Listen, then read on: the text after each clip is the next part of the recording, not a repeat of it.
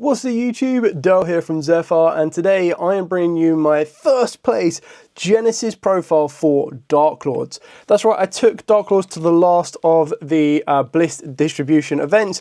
I was able to pick up 4 OTS packs for finishing first place, and then of course you do get the prize wall tickets and then additional OTS packs that we'll be able to claim at UK Nationals. So what I'm going to do is just going to take you through the entire profile. The profile total, and I'll get this up to one side, is 94, I believe it is. Just find the right one on this one. 97. I made a few changes to this. This was a very last minute decision to take to locals. I was kind of like, you know what, I really want to play Darklords, and I learned a lot as I played through it.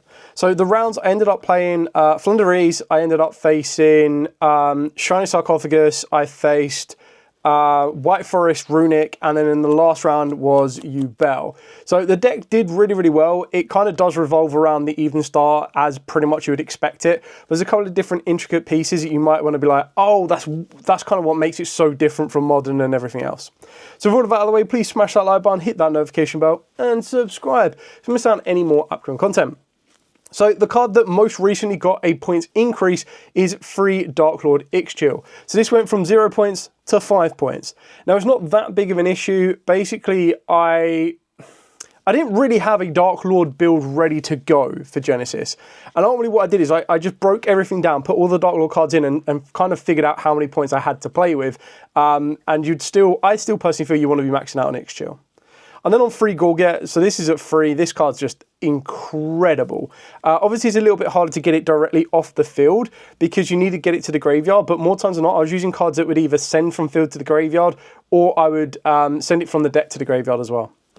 Free Jehuti, this is another card where it's just too good not to play at less than 3 in my opinion, because you normal summon this, you get your Golget from the deck, your Golget then gets you 2 tokens, then of course the next stage would be to get it off the field to get you your Darklord Dance. So there's a couple of bit of changes that I made throughout this profile, that like playing more Darklord Dances, just to try and make that fusion play a little bit more consistent.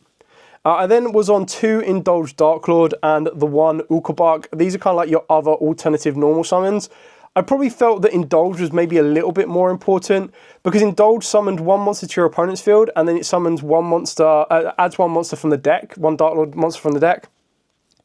So the way that I looked at it is like the ad was quite nice to get Yugioh, and what I was doing more times than not was using Yugioh to discard a Golget and then use the Golget to get the Darklord Dance. The Ukobak, of course, would just be used to send the Darklord from the deck to the grave. And the other benefit of giving your opponent a monster, I thought that with evenly matched taking a decrease in points, that I was expecting to see more evenly matches floating around. Luckily, I didn't, but there were times I was like, I'm going to give my opponent that monster just so that I don't need to worry about an evenly match at all. 1 Andusk, 1 Nasten, Tesla Poker, and then 1 Morningstar. I feel that playing all of these at 1 is more than enough. I was semi-tempted by Superbia, but honestly, I don't think it's needed. I think it's just another card you add in, and it doesn't really enhance your plays that much further. So I was quite happy with all of these as they were. Free Banishment, I think that's pretty straightforward. 2 Darklord Dance this time. I did contemplate playing it at 3, and then ultimately I ended up cutting it back down to 2. And it just worked out fine. Like I had no issues with this card at all. It's the other benefit of playing like the high level Darklord monsters as well is that you need to use them as banish material. And there was a couple of times where I hard open up Morningstar and just used this to make the first Darklord, and that caused a lot of issues. Like I made first Darklord into Shiny Sarcophagus. I made it into the White Forest build as well. So like it just puts in a lot of work. And then finally the 1 Darklord Contact. For the trap cards, I was on 1 of each. 1 Sanctified, 1 Rebellion, and 1 Enchantment. Now, in advance, I still feel that playing 3 of the trap cards is a bit too much. But I feel that in Genesys, because the game's a little bit slower, and what makes this so good is you really do rely on your Darklord Evening Star. Because you want to make sure you always have a spell and trap to be setting off a Darklord Evening Star, so you're always going to want to make sure you're putting 1 of these back into the deck, and it just works out really, really nicely. Another benefit of playing the Darklords is that you can play Herald of the Orange Light and Herald of the Green Light, which is 0 points apiece. I was actually quite happy with these. So I never saw Green Light, which means I never used it. But when I saw Orange Light, it does put in a lot of work because a lot of cards wanted their effects to stick and their monsters to stick on the field. And being able to use Herald of Orange Light really did help you out on that one. The last card I was trying out is 2 Godoks. or Godos, sorry. So this is a shout out to Stuart, who was playing this in one of his Genesys builds, but he was like, it's technically like a DD Crow. And I was like, well, DD Crow now has points. Yes, of course, my deck is up to 97 points, so I have 3 points to play with, which could be all 3 DD Crows. I was like, you know what, I'll give the Godos a try, see how effective it is, that summon, that additional body on the board, and then being able to kind of take from your opponent's graveyard was quite useful, but ultimately never saw it, never needed it. The card that contains the most points in the entire deck is Free Superpolymerization. It's just one of the ones that you have a lot of extra deck space to play with. You also have a way to either use this on your own field to push your plays, but also being able to break fields. So I thought that Super Poly was well worth it. 2 Forbidden Droplets, another card that costs points. You could afford to play it at 1, but I thought at 2 is more than enough. Being able to add this with Golgot really does help you out, and then recycle it with Jehuti. And then I was main decking 2 Dark Holes because they've recently gone down to 1 point. I was like, you know what, I want to give that a go and see how it works. It was absolutely fine. There's a couple of times where I used this and then used Tespilla Poker to protect my Darklord and then build on from there. And then finally the one mutating this Sky, because again, you've got flexibility in your extra deck now. You've had to cut like a giant chunk of Link monsters that you couldn't normally play. And that just opened up the door to be able to play Mutiny in the Sky, which can help out your stuff, but also can help you get into loose if you need it as well. So that's it for the entire main deck, and now moving on to the extra deck. Just having a look on the extra deck. I think the extra deck is 12 points, and the side deck is 9 points. So you can do the maths on that one as well to kind of figure out how many points are in the main deck. Moving on to the extra deck. So Darklord Evening Star, I maxed this out at 3. Unfortunately, I don't own a 3rd Starlight. I don't think I would go out of my way to get a 3rd Starlight. Maybe if I pick one up in trade just to complete the set. But yeah, this card's so important in Genesys. Like, you go into it every single time. More times than not, when you do go into it, you should be winning a duel from that point on. But in the grind game, which I had quite a few times today, playing 3 was absolutely fine. 1 first Darklord, unless you're going to specifically recycle your Morningstar, you're never going to be able to make this twice. And I was quite happy with 1. Then I've got my Ultimate Slayer targets. Well, actually, I've got Loose first as well, the Dusk. This is actually quite useful to put it into the leftmost or rightmost, and then put another monster in the leftmost and rightmost. And then when you've got cards like this means all your fairies can't be targeted, and this one would have been itself can't be targeted. If you then make sure that they can't be destroyed by card effect, it just makes it even more awkward for your opponent to deal with. Then for the Ultimate Slayer targets, so Middle Logic Aggregator, and then we've got Pack Bit, because 0 points is basically your Malong alternative, but if you want to drop a Dark Hole, you can play Malong instead. Fossil Warrior Skull Knight, again, to me, this is kind of like your Elder Entity in Tis, which is kind of just one that doesn't cost any points. And then the bridge that builds over from Ultimate Slayer targets, but also Super Polymerization targets, to Garura. Again, if you wanted to play Malong, you can just take out a Garura, and that's your other Malong. Then we've got 2 Mud Dragons for your Super Poly targets, as well as a Dracus Depelia, Yubel the Loving Defender, and Starving Venom Fusion Dragon. The reason for Yubel Loving Defender is that at locals there are 2 Yubel players, and I was like, you know what, if I'm playing Super Poly, I might as well put I've got like so much space in the extra deck, I might as well play Yubel Loving Defender. So that's it for the extra deck, and then just to confirm that the entire deck does fit within the 97 points. For the side deck, we've got 3 Gamma Seals, a new card that I was trying out today, which actually put in a lot of work, so shout out to Matt on this one. So Matt played this in his Exo Sisters. It's basically like the 0 point alternative to Iron Thunder now. So this one is when your opponent activates a monster effect on the field, negate the activation if you do destroy it, and then you get to apply the effect to banish a monster from your hand, and if you do, special summon that monster that was destroyed and sent to the graveyard by this effect. But you negate its effects.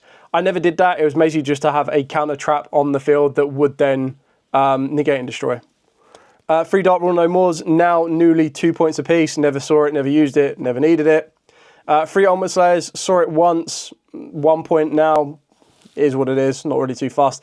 Again, it's just one of the ones that you could, if you want to save yourself some points, you can take them out, but you've got the space in the extra deck, so. And then finally, 3 Twin Twisters. I actually prefer Twin Twisters in this build, just be able to send like a Golgot and then net some advantage, and it's 0 points, whereas Cosmic Cyclone is now 1 point apiece. Not that that's a big issue. If you want to change these up and go for Cosmic Cyclones, by all means you can do so. So that's it for the entire profile. We might as well go through our 4 OTS 30 packs. So this is the most recent OTS tournament pack. The Ultimate Rares, I couldn't quite remember exactly what they were. I know there is Tracer Dragon, there is Typhon, and then there is the last one that I can't remember off the top of my head. So, someone would Activate. I'm pretty sure this has had like 3 OTS tournament pack reprints. Pretty sure. Twin Twisters, Speak of the Devil, and Archfiend Heiress. Actually, this would have been a really nice upgrade, and it still is a really nice upgrade for the deck, except we just got the Secret Rare chibi artwork. But actually really well overdue. I'm quite happy with that one. I can't remember all the supers off the top of my head. I haven't really looked into OTS 30 myself massively. We've only literally just got them in. So Rescue Ace Fire Attacker, Lightning Vortex, nice, and a Kuriboh token. There you go. So if you're a collector of tokens from the OTS packs, you can add a Kuriboh token to it. One of my friends has asked for Lightning Vortex, so I'll put that to one side and try and remember to take that at next locals. Our penultimate packet is... So our penultimate package is Breakthrough Skill, bit of a classic there. Boss Rush and Vanquish Soul Start. That's not bad. That's a nice upgrade for the Vanquish Soul strategy. I'll be amazed if Vanquish Souls are still around in the upcoming future, but you just never know. Okay, and our final OTS pack from this local environment is Assault Mode Activate, Vic Viper T301, and Archmage Power Patron. That's actually a really nice upgrade. I don't mind that. Does that make all power? No, the Power Patron from Doomsday isn't a super rare yet, but maybe that becomes a super rare in the next next OTS pack. So there you go. There's our 4 super rares. From the commons, I think like Assault Mode Activate's kind of nice. Twin Twisters is quite a nice one to have as well. So yeah. Anyway, that is it for the profile. I hope you've been enjoying the Genesys content. I've really enjoyed this incentive that's been going out with the Genesys kind of the Genesys at local environments, and I think a lot of people at locals has enjoyed it. I think just taking a recap, as this is like not the last Genesys Wednesday, but the last Genesys event. So the first one I went with Exo Sisters, had a lot of fun with that one. The second one I went with Magnets. The third one I went with Dark Magician, and this one I thought I'd finish off on Darklords. Really fun. We're probably looking to make it like a monthly event, which would be really kind of cool to do, and it'll be interesting to see how it goes from there.